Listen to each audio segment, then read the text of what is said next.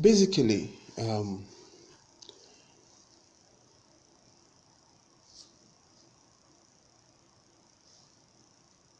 we would build an address data.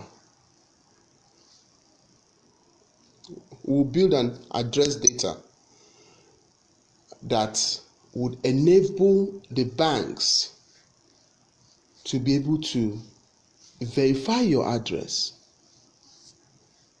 where you live, because that is what is used in SENA clients. This address data is what the banks need to be able to give out on secured loans. Basically, loans that you don't need collateral for, which a lot of businesses, a lot of banks use to give you credit cards. Because I don't know if you've heard, there's some businesses that actually grew by using their credit card. By using their credit cards in the times where businesses were low. Basically, they were using their credit cards to pay for stuff, so that and in growing their business, they are paying and they are borrowing from the credit cards and repaying back, borrowing from the credit and repaying back.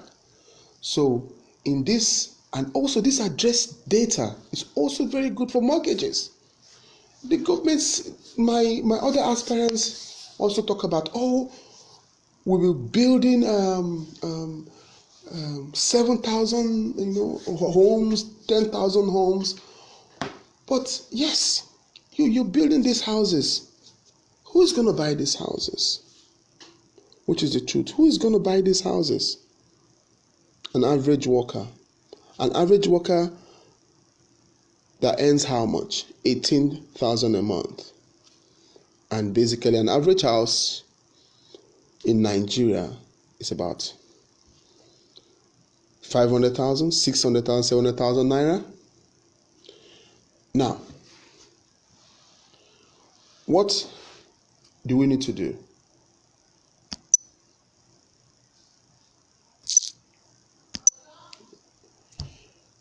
What do we need to do? We need to build this address data whereby the banks will use that to verify your credit worthiness. This is where the mortgages come in, whereby the bank can verify that Mr. Zonda, for example, has been living at so address for the past 10 years, and he's been paying his rent, paying his electricity bill, and for the past 2 or 3 elections, he has been registered at that address, voting from in that local authority.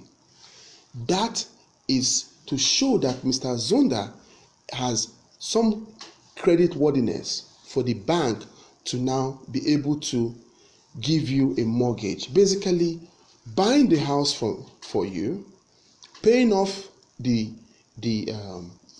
developer, and then you would now start to pay on a monthly basis, depending on your arrangement with the bank. Basically, monthly basis at very little rates to the bank. What has that done? It has made the developer sell his lot of houses and move on to another land that he will develop another 50 to 60 units of housing. If an aspirant tells you he will build 50,000 homes, he is lying. People have not eaten and you are building 50,000 homes? That's not possible. That is why I have thrown my hat in this ring to tell Nigerians that forget all these fancy stories of I'm going to build bridge, I'm going to build a road, I'm going to do that. We need to feed our people first. I'll give you an example. Do you know that if we build a proper society, most of these roads, even the roads in America, were not actually built by American government. They were built by private investor companies. And they collect tolls on this road. So you can see that the government has not put their money down for these houses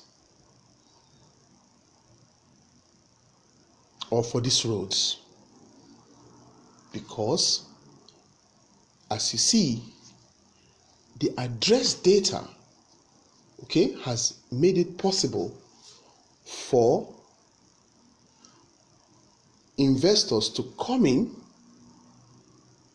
into play, build the roads, and collect toll. And the tolling is not by building toll gates. They use electronic systems to collect toll.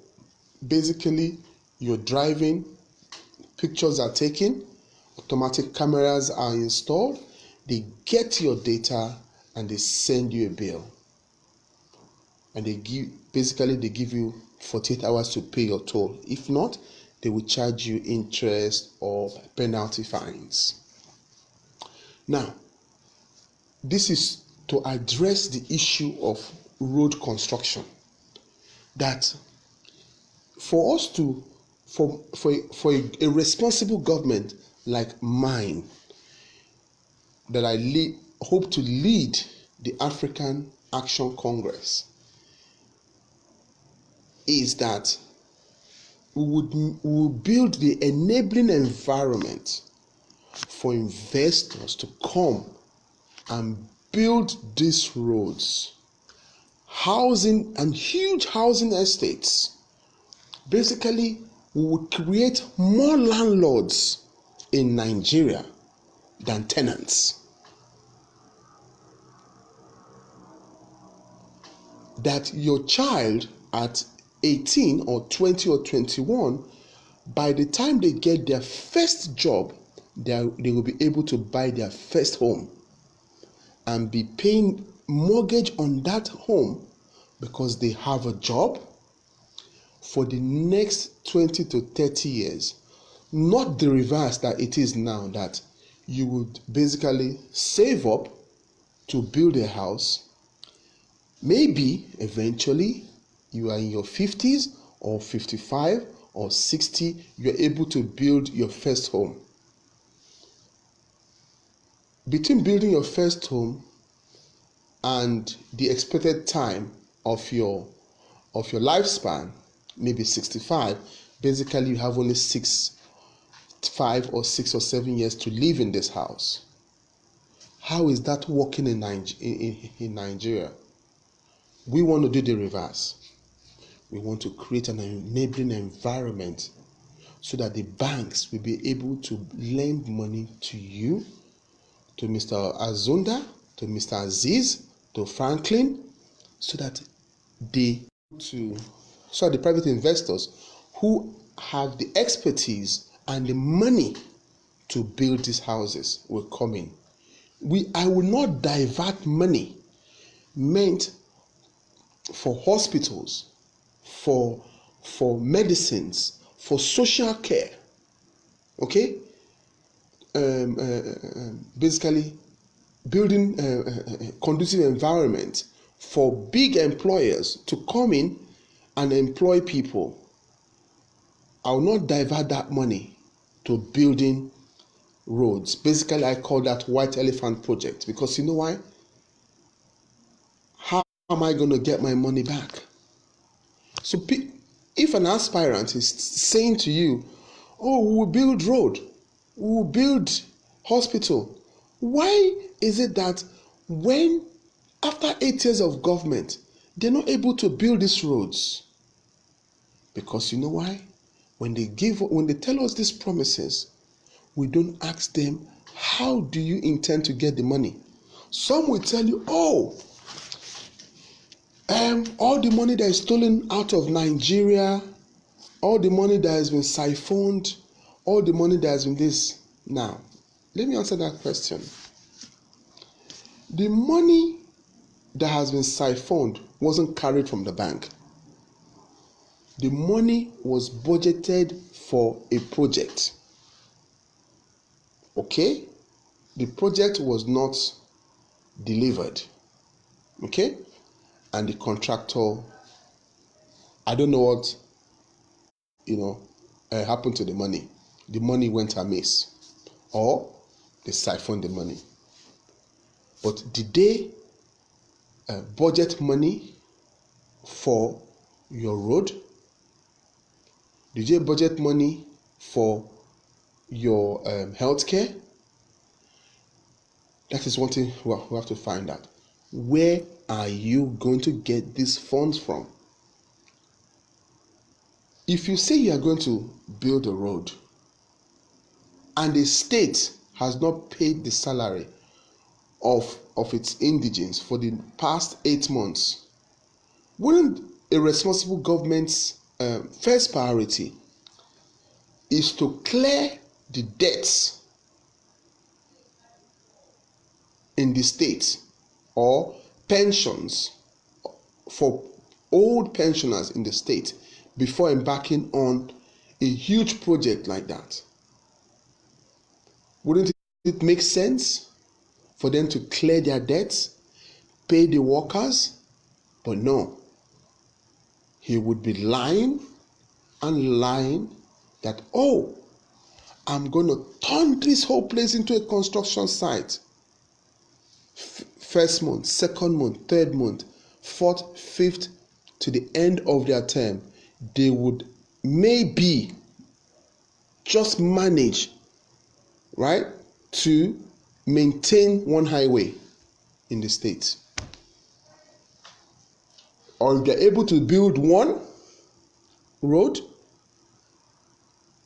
then I will tell you, look behind them and see how many months' salary they have not paid. Maybe 18, maybe 20 months, they have not paid any salary. Just because they want to build one road. Basically, robbing Peter to pay Paul. And this system has impoverished our people.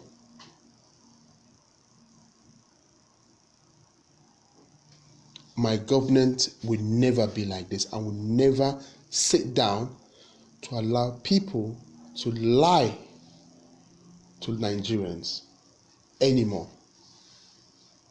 I am the face of the people. I want to be the face of the people. Basically, for government to embark on what do you call it? People-focused projects.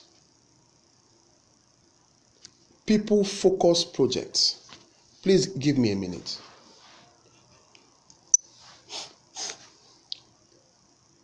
The government would embark on people-focused projects, not white elephant projects that will not better your life or my life immediately. I mean immediately. Social care in the community. Do you think if there was social care in our society in Nigeria, there will be anything like IDP?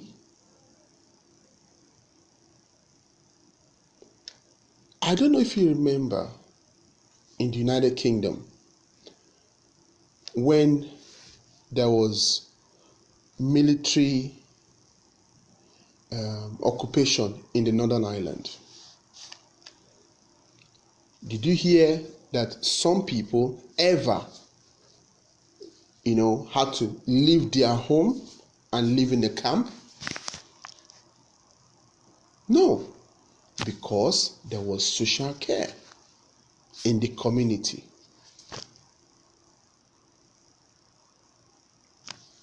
We lack this social care in the community, which is a huge employer here in the United Kingdom, which employs, I would say, out of my heart, at least 60 to 70% of immigrants who are actually working in the United Kingdom work in the care in the community sector and health sector in the United Kingdom. That's basically one of the reasons why they issue out visas to a lot of immigrants coming into the United Kingdom, basically to work in their health and social care sector. And this is the truth I'm telling you. But this is also an area which I am looking at in my plan, in my wider plan for Nigeria. Also, I'm looking at in the area of enforcement. Enforcement is a big issue in Nigeria, and easily this can create nothing less than, with our size and our population. I'm not talking about the police services, no. Enforcement, health and safety issues, enforcement of bylaws in Nigeria. This can create nothing less than 3 million jobs easily, 3 to 5 million jobs easily in Nigeria. Easily. And this is a sector I'm looking at. I'm not talking about farming, because a lot of people say, oh, we're going to create lots of jobs. We're going to create 4 million farming jobs. I asked my fellow aspirants. Let's say, for example, Mr. Robinson Odele or Peter Adewale, I can see are well-educated Nigerians, and they've been to university or polytechnic or some form of school of learning, and they come out of university, automatically there should be white-collar jobs, because that is what they studied for, to have what the Englishman calls a white-collar job, basically shirt and tie job.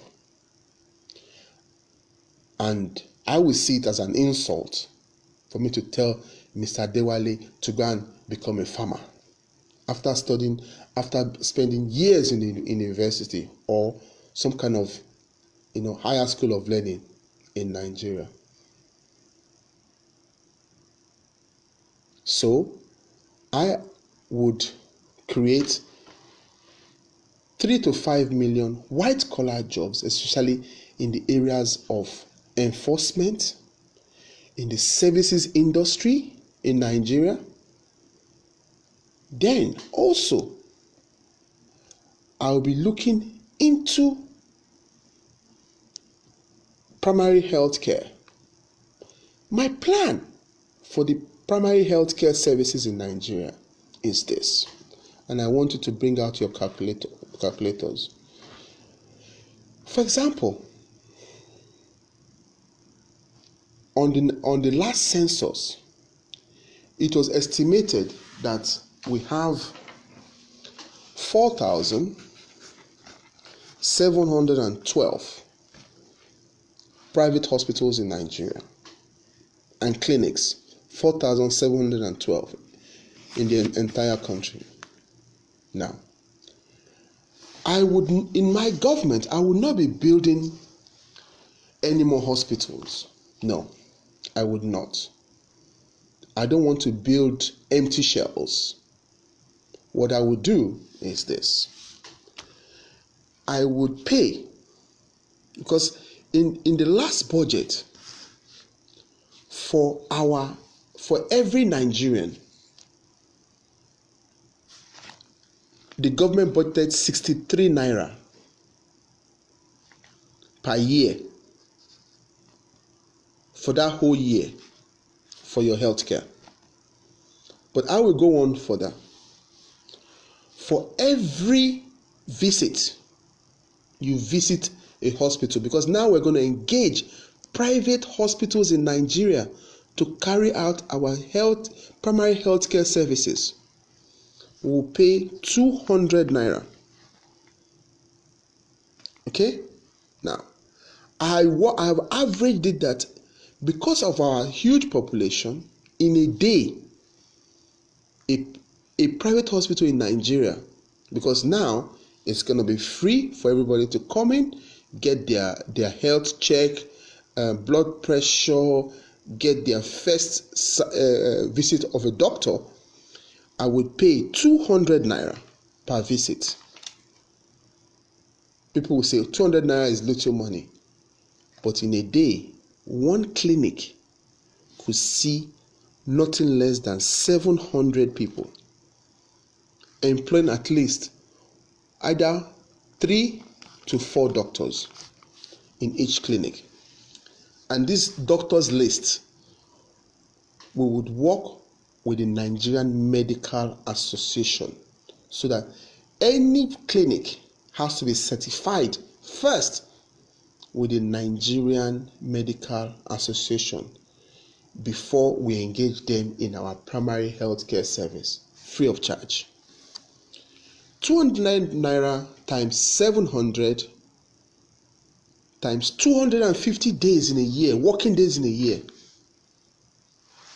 Each clinic would make 50 million naira.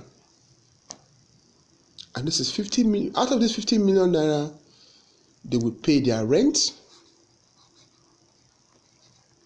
That is, if they are renting the property. And if the building is theirs, fine. They will pay their doctors. They will upgrade some kind of equipment. But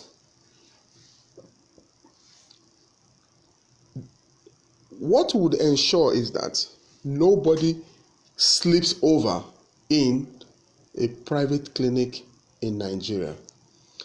If it is a very serious issue, a very serious illness, the doctor you have seen in the clinic, which is your first contact with a health professional, is that he would organize for you to go straight to a general hospital. This is where the government will now spend a bulk of the money instead of building empty shells. What I plan to do with people in my cabinet is this: we will spend billions of naira in equipping these general hospitals. It might be 4 or 5 high-tech general hospitals in a state, but it will be high-tech. As we're not going to be building any more hospitals, no. We're not going to build hospitals and it will be shells, no. We would make sure that these hospitals, these general hospitals, are properly funded, properly furnished private government hospitals. And in a general hospital like this, we expect at least about 50 to 60 doctors in a state employed per general hospitals. Now, if you look at it also, with these 4,712 hospitals, private clinics, employing nothing less than 5 doctors, times 5, the 4,712, employing 5 doctors at least per average in one practice, you would know that any amount of doctors that are graduating from our medical institutions in Nigeria will be easily absorbed. And what I mean is that they would have jobs waiting for them. Either the government is employing them in a general hospital, or the private clinics are employing them, because we now have a budget for each general hospital, for each private hospital that will be paying. So at least out of this 50 million that we are paying out to each general hospital, they will be able to at least have 5 or 7 full-time doctors in these practices, in each practice. Now, I would like to finish off this video by pleading with you Nigerians. My name is Ignatius Ebenuwah. I'm a Deltan, a businessman, but a public issue specialist, and somebody that believes in true democracy and the people of Nigeria. And I don't want us Nigerians to be shortchanged in any way. I am not promising lofty promises. I am promising achievable promises, which I hope I have been able to do the arithmetic. I will continue tomorrow as I want to touch on areas of mass employment, transportation. The way we are doing it now is not the way it is done in senile climes. But I will explain to you tomorrow, and this is where this is one of the reasons I want to come into government in Nigeria, to be able to share my knowledge in development of cities and infrastructures in city centers, in capital cities, to create a lot of employment.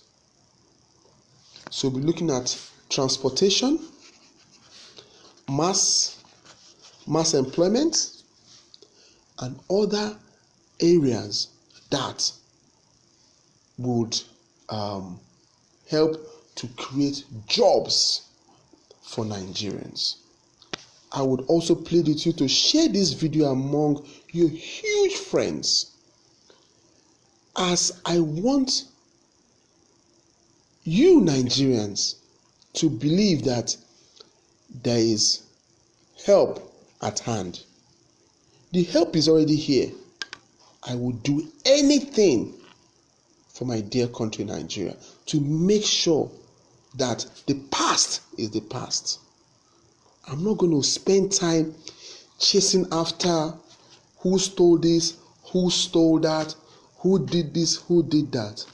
But on my watch now, going forward, the fraud is ended. Corruption is not the only problem we have in Nigeria. We have some deep-rooted problems that nobody is actually talking about. But people just